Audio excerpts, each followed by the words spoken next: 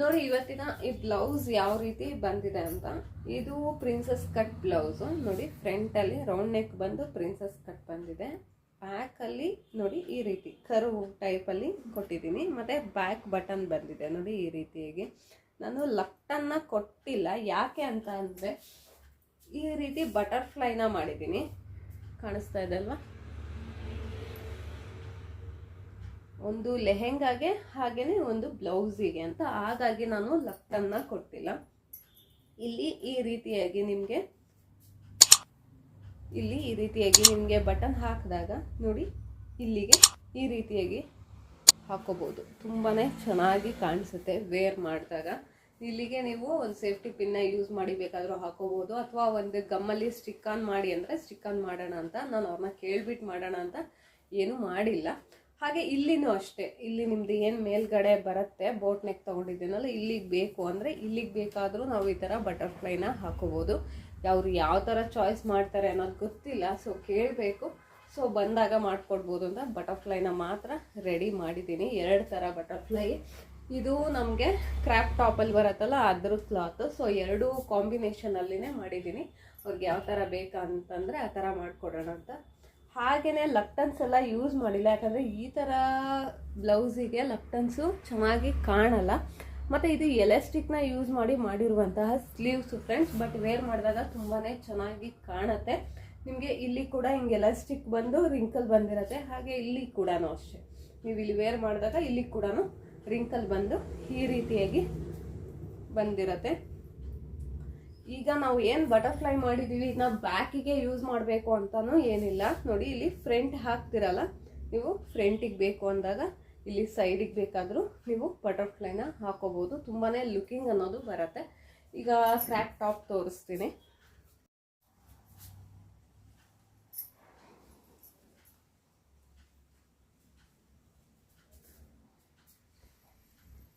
ನೋಡಿ ಫ್ರೆಂಡ್ಸ್, ಈ ರೀತಿಯಾಗಿ ಬಂದಿದೆ. ಫ್ರಂಟಲ್ಲಿ ಇಲ್ಲಿ ಕ್ಯಾನ್ವಾಸ್ ಹಾಕಿ ಸ್ಟಿಫ್ನಿಂಗ್ ಟೈಪಲ್ಲಿ ಕೊಟ್ಟಿದ್ದೀನಿ. ಬ್ಯಾಕಲ್ಲಿ ನಿಮಗೆ ಇಲ್ಲಿ ಎಲಾಸ್ಟಿಕ್ ಇದೆ, ನಿಮಗೆ ಎಕ್ಸ್ಪ್ಯಾಂಡಬಲ್. ಹೆಚ್ಚು ಕಡಿಮೆ 38 ತನಕನೂ ನೀವು ಇಲ್ಲಿ ಎಕ್ಸ್ಪ್ಯಾಂಡ್ ಮಾಡ್ಕೋಬೋದು. ನೋಡಿ ಈ ರೀತಿಯಾಗಿ ಮಾಡ್ಕೊಳ್ಳೋದ್ರಿಂದ ಎಕ್ಸ್ಪ್ಯಾಂಡ್ ಆಗುತ್ತೆ, ನೀಟಾಗಿ ಎಕ್ಸ್ಪ್ಯಾಂಡ್ ಆಗುತ್ತೆ. ಹಾಗೆಯೇ ಇದನ್ನು ನೋಡಿ ಈ ರೀತಿಯಾಗಿ ಬಂದಿದೆ. ನಿಮಗೆ ಬ್ರಾಡ್ ಅನ್ನೋದು ತುಂಬಾ ಬಂದಿರುತ್ತೆ. ನೋಡಿ ಈ ರೀತಿಯಾಗಿ ಫುಲ್ ಬ್ರಾಡ್ ಬರುತ್ತೆ.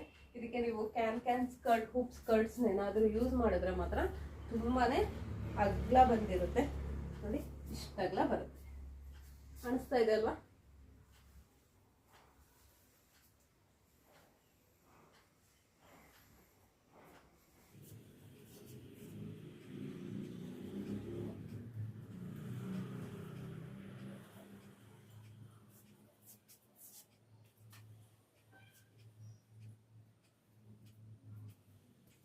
ನಿಮಗೆ ಇನ್ನೊಂದು ಹೇಳಬೇಕು, ನಿಮಗೆ ಇಲ್ಲಿ ಜಿಪ್ ಅನ್ನೋದನ್ನ ನಾವು ಏನು ಕೊಟ್ಟಿದ್ದೀವಿ ನೋಡಿ, ಇಲ್ಲಿ ಜಿಪ್ ಕೊಟ್ಬಿಟ್ಟು ಬಟನ್ ಹಾಕಿದ್ದೀನಿ. ಅಲ್ಲದೆ ನಿಮಗೆ ಒಳಗಡೆ ಕೂಡ ಅಷ್ಟೇ ನಿಮಗೆ ಯಾವುದೇ ರೀತಿಯಾದಂಥ ಲೈನಿಂಗ್ ಎಲ್ಲ ಈಚೆ ಬರೋ ಥರ ಎಲ್ಲ ಇರಲ್ಲ. ಪೂರ್ತಿ ಎಲ್ಲ ನಿಮ್ದು ಏನು ರೆಡಿಮೇಡ್ ಫಿನಿಶಿಂಗ್ ಬಂದಿರುತ್ತೆ.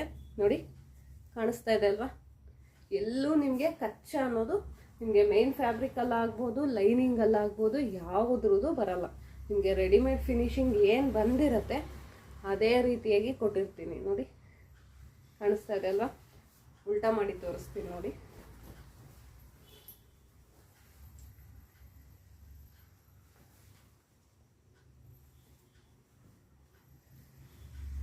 ಕಾಣಿಸ್ತಾ ಇದೆಯಾ?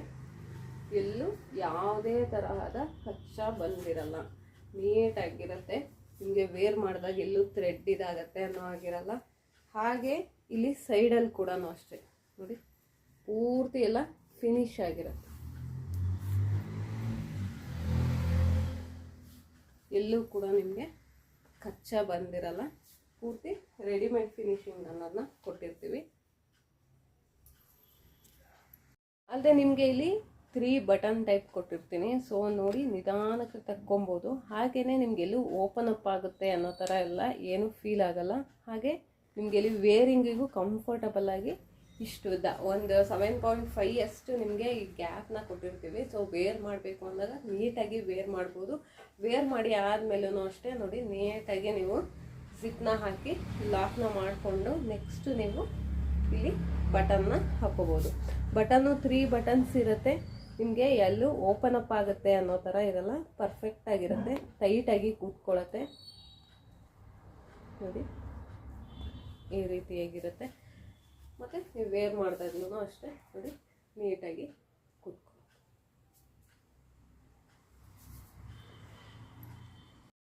ಅಲ್ಲದೆ ನೀವು ಬ್ಲೌಸಿಗೆ ಒಂದು ಬಟರ್ಫ್ಲೈ ಹಾಕೊಂಡು ಇಲ್ಲಿಗೆ ಬೇಕು ಅಂದರೆ ನೋಡಿ, ಇಲ್ಲಿಗೆ ಬೇಕು ಅಂದಾಗಲೂ ಹೀಗೆ ಹಾಕೋಬೋದು. ತುಂಬಾ ಚೆನ್ನಾಗಿ ಕಾಣಿಸುತ್ತೆ.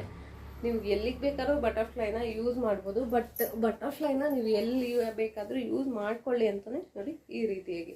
ಇಲ್ಲ ನಾನು ಹೇರ್ ಡಿಸೈನಿಂಗ್ ಬೇಕಾದ್ರೂ ಯೂಸ್ ಮಾಡ್ಕೊತೀನಿ ಅಂದರೆ ಅಲ್ಲಿಗೆ ಬೇಕಾದ್ರೂ ಯೂಸ್ ಮಾಡ್ಕೋಬೋದು. ಬಟ್ ಒಟ್ಟಿನಲ್ಲಿ ತುಂಬಾ ಲುಕ್ಕಿಂಗ್ ಆಗಿ ಬರುತ್ತೆ.